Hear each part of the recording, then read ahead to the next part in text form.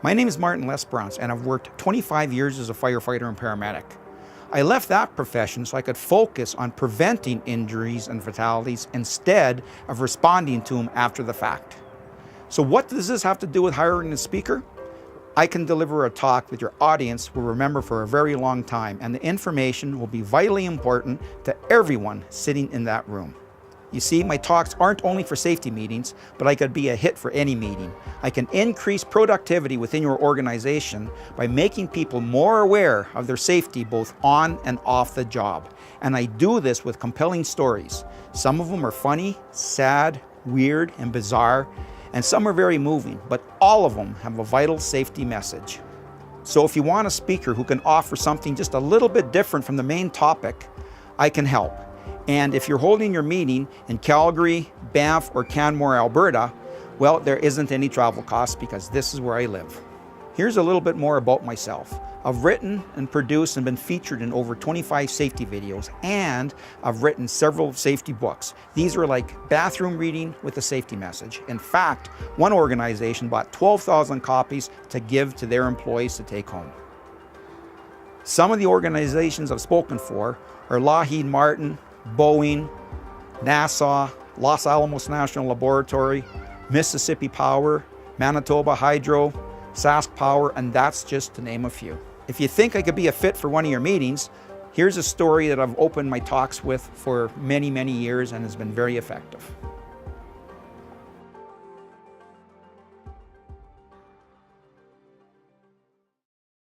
Now, I'm going to tell you a story that I've used in my talks for years. It's 9 o'clock on a beautiful Saturday morning, August 16th, 1994. And Michael, who's 34 years of age, well, he's in the backyard doing some work. And he feels great because lately, everything seems to be going his way in all aspects of his life. But there's one part of his life that he's especially proud of, and that is the relationship with his two little kids. In fact, in another hour, he's going to take them to the soccer game. But before he does that, he has one last little chore, and that is to finish cleaning the leaves out from the eaves trough. So Michael takes a step ladder, he goes up the ladder, scoops out the leaves, comes down, moves the ladder over, goes back up, scoops out the leaves, and he continues doing this for the length of the house.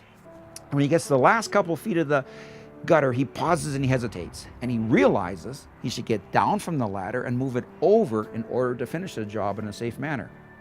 But he decides against that. He decides to take a little bit of a risk, the type of risks we take every day. And when he was on the ladder, he leaned over just a little bit too far.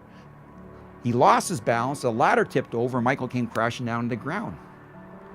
And when he landed on his back, on top of a little wooden picket fence that him and his wife had placed around our flower bed earlier that summer.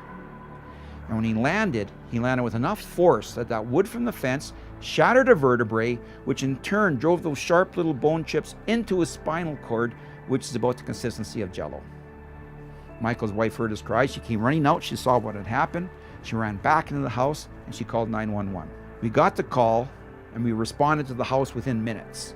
Took her kits, went to the back of the house, and sure enough, on the ground by that little wooden fence was Michael. So I went up and I introduced myself like I do with all patients. I says, "Hi, my name's Martin. I'm a paramedic with the fire department. What seems to be the problem?"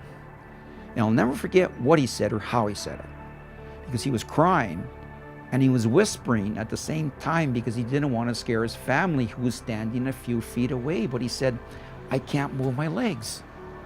I can't even feel them."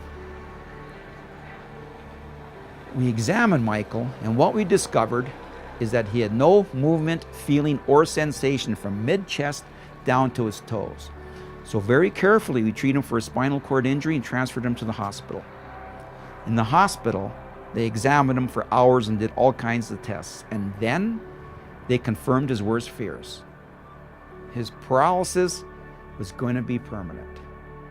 So that day, things changed for Michael, but they not only changed for Michael, they changed for his family also, because there is always a ripple effect when an injury happens. And it depends on the actual injury and the seriousness of that particular injury, which gauges how far reaching the ripple effect is going to be. And in Michael's case, it's obvious.